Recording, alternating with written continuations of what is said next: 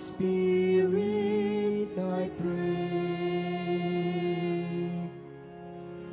Come with your strength and your power.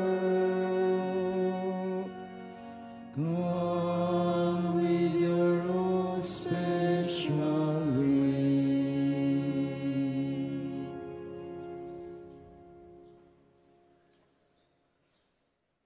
Sabay-sabay tayong manalangin. Panginoon, kayo po ang lumikha sa akin. May karamdaman ngayon ang aking katawan, diwa at kaluluwa. Hinihiling ko po na ako'y inyong pagalingin. Ako'y papanibaguhin ninyo. Pagalingin po ninyo ang aking katawang kayo ang lumikha.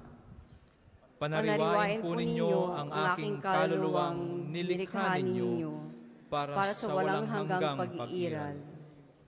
Kayo po lamang ang lubusang makapagpapanumbalik ng aking kalusugan. Dahil kayo po ang lumikha sa akin at tagapagligtas ng aking buhay.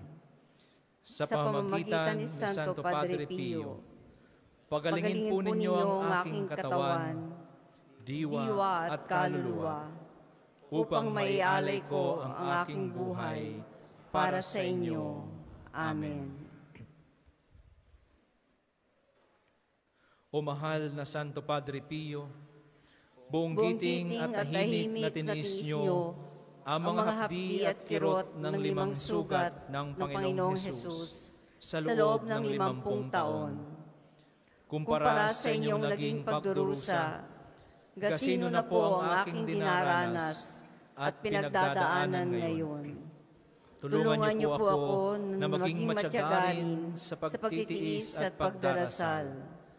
Palakasin niyo po ang aking loob na humingi sa Diyos ng awa at patawad, lalo't higit sa pamamagitan ng sakramento ng kumpisal. Nawa, lagi ko kong bigyan ng panahon ng aking sarili na makisalos sa banal na misa, kasama ng kapwa, lalo na tuwing linggo. Pagalingin niyo po ako, alisin niyo po ang anumang nakakaligalig sa akin. Sa ngalan ni Kristo ang aking Panginoon. Amen. Amen.